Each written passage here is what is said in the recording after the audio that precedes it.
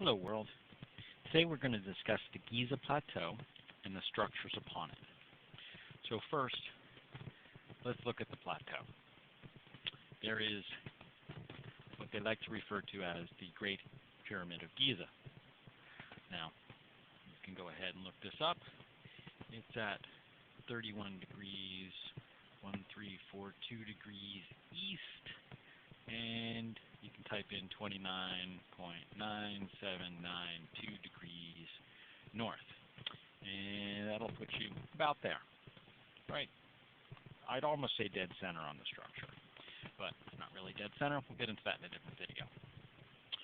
To the little bit to the east, to the west of it and south is the second structure, a little bit smaller, though I may not have drawn it that way. And then to the south again, and a little bit further, not further, but less distance to the west, is the third largest structure on the plateau, and I like to call that one Building 7. Now, next to the primary pyramid, there are three more pyramids. Those are 3, 4, and 5. And down here, there are also three more, 6, 8, 9. Now, if you want to understand how to read these, I recommend you look up Carl Munk, M-U-N-C-K, and look up his books on pyramid matrix, which he calls the Code. And he also has a couple other ones like Something in Time, and Secrets in Time, or Ripple in Time, or something like that. But anyway, these are the three, or the primary structures on the plateau. Now, one thing we're going to do mentally at this point is to divert the Nile River. We can do some Halliburton stuff here, and bring the Nile River up so it comes up from this way, swings around, and goes back down and out. Now, I purposely draw it that way because the Nile River comes from the plains of Africa and goes out into the Mediterranean Sea. So it runs from south to north. I'm not making that part up. You can look it up on your own. Now, in doing this, what is going to start to rejuvenate is what they now call the caves under Giza, which I will tell you, if we raise the water level up and put the river right there, they are now going to become the aquifers under Giza. And these aquifers are going to be running south to north. So let's just keep that in mind. And as Kermit Hemotep, or whatever his name was, the guy who, for a few bucks would give you a whole bunch of stories on here, he can tell you as a child he was able to cave run from the south side of the plain to the north side of the plain through those aquifers. So they do exist. They are there. Now, in addition to those aquifers, there's also a whole bunch of channels that are dug out of the rock, carved out of the rock, that are just as square and rectangle and are more perfectly formed than my little drawings here, just as accurate as the structures and the conduits within the Great Giza Pyramid and these other pyramids themselves. It's because the whole thing is a large system, and we're going to work that out here before the end of this video. Now, a couple of things that you can look by looking at Google Maps and popping yourself down here is you will notice a lot of other little structures upon the plateau, and all these structures have a common elevation. Not a mistake. What we're going to do is take advantage of all these existing things. We're going to build a moat around the structure. Now, I draw it that way, but when you look at the structure, it actually extends out a bunch here and wraps around here and a couple other stuff. They kept expanding it, probably as they added stuff. But for right now, we're just going to look at, before the expansions, the primary structure itself. So we're just going to build a moat, very simple, around the structure. Now, the moat has to have an outlet, right? So, although I drew these wrong, they're probably much smaller in size. Right at the midway point on the east side of the structure is a very large squared hole. We're going to leave that hole there. We're going to drill it out on our model as well. To the north and south of that are like what they like to call the boat pits or something like that. The one to the north has a shape which is kind of like so, and the one to the south has a shape which is kind of like so. Again, we're going to take advantage of the already existing structures on the plateau and repurpose them for our uses. The one to the north is going to be the anchor, and the one to the south is going to be the lifter. What for? Because we're going to put a very large, actually more than one, I believe there's 3 or 4 gates there, that when we pull it from the north, it will roll up on the south, allowing the water to pass out from the bottom. Pass out across the spot where there's nice black rock, all nice and smooth there, where it goes to a little, not quite sure exactly what it is, that could have been a channel or a gate allowing water to go certain ways to do some minor control, and then out to the Giza. The Sphinxy guy is over here with its causeway, and I think there's another causeway that comes out of here or something like that.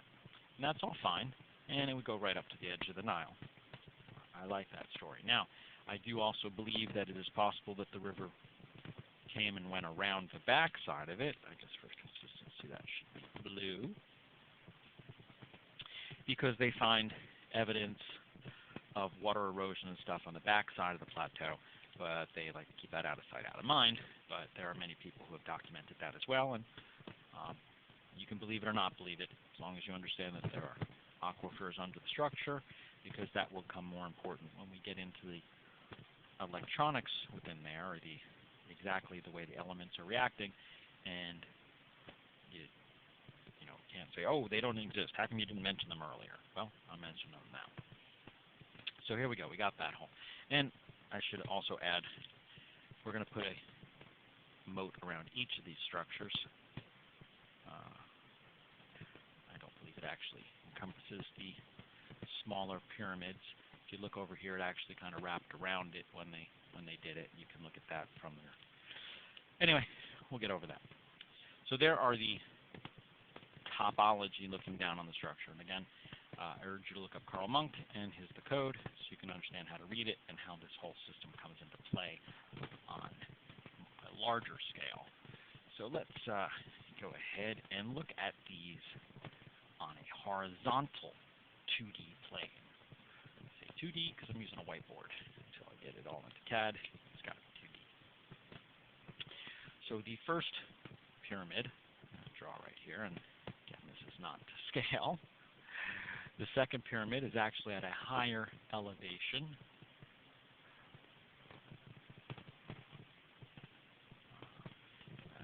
Pretend that looks a lot better. And the third pyramid is at a slightly higher elevation. Again,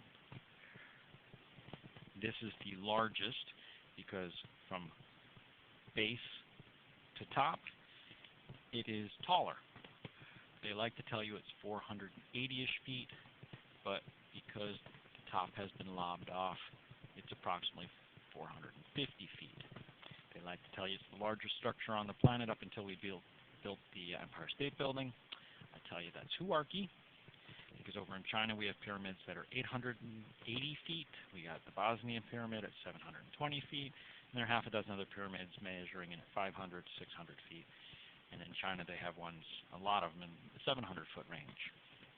So they don't like to focus on them, out of sight, out of mind, but it doesn't stop them from existing on the planet. So for the sake of our argument, this is the largest one on this plane, not on the planet.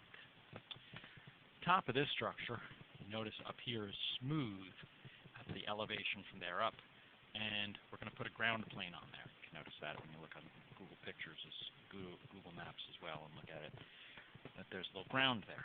We'll get to how and why. Well, actually, I can tell you why. For the same reason that we today have put an antenna on the top of the structure, to relieve the static electricity that builds up on the structure.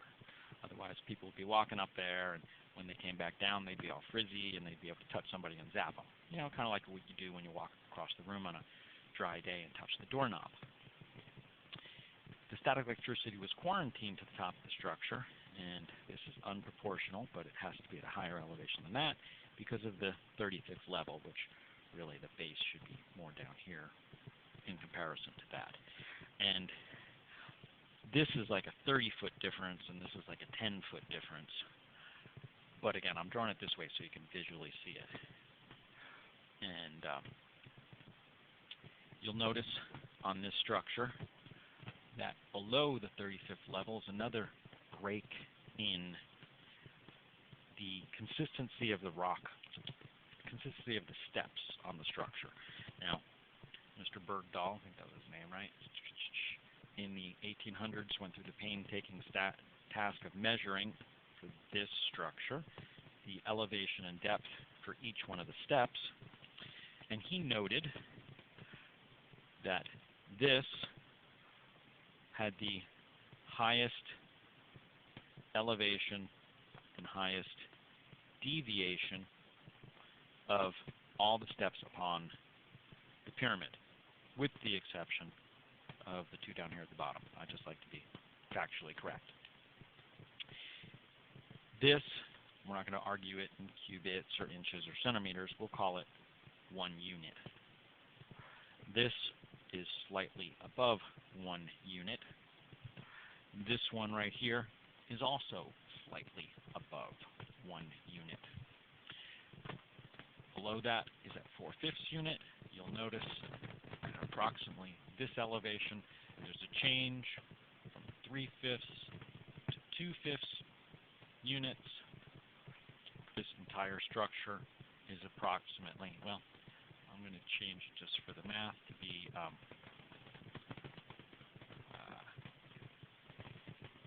7/10. What was that? 3.5/5. You can hopefully, even your Common Core math can understand relating fractions. So this entire structure is consistent from base to surface at its deviations. So this we will call, I guess I should really make it red to make it stand out, the ground. That's your norm. That's your mean. Any static electric discharge on here will vent up into the ether with little to no obstruction. This structure, the same exact static electricity, which may get on there, brush discharge, is going to vent up, but a lot easier because there's a smooth surface, smaller steps, larger steps, big gap, and larger steps yet. So in comparison to this one is going to be positive, extra positive, and triple extra positive. We'll get to that. This one, because any brush discharge static electricity can't get off because it didn't have an antenna, and because of the barrier there, this one, in comparison to this, is going to be negative. Now, eventually there'll be enough buildup there that it will either jump the gap or vent itself, because electricity takes the path of least resistance. But you're putting resistance factors at both the top and the bottom to quarantine this, just kind of like you would a balloon when you rub it on your head and hold it there. You're quarantining that static electricity to the surface. This one is like you take that balloon and you touch it to a doorknob. You're shorting it out.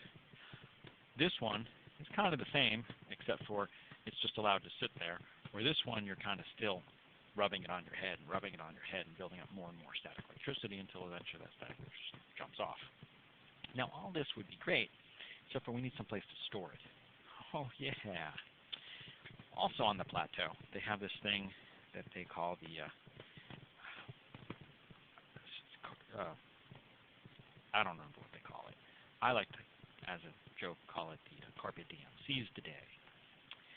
It is a room that, when looking at it horizontally, has a bunch of boxes in it, 20 some of them from what I'm told, and they are all at the same elevation.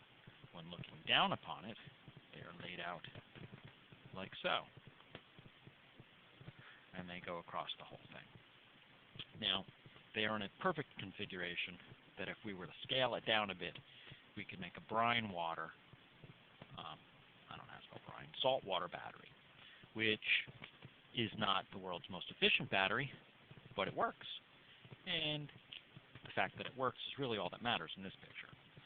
So what we're going to do is we're going to have our battery, which is not actually on the plateau, but I did tell you there were conduits drilled all out, so it's kind of a little bit off-site.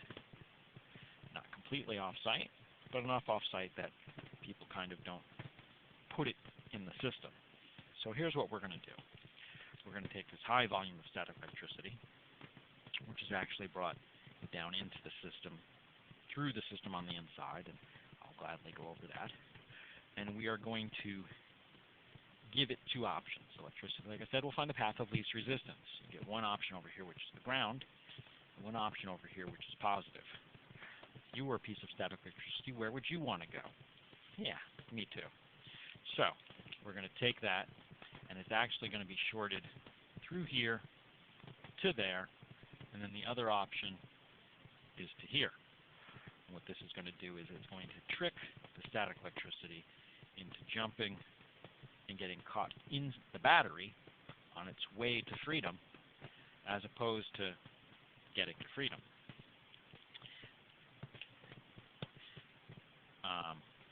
I'm not going to go into the internal structure in this video.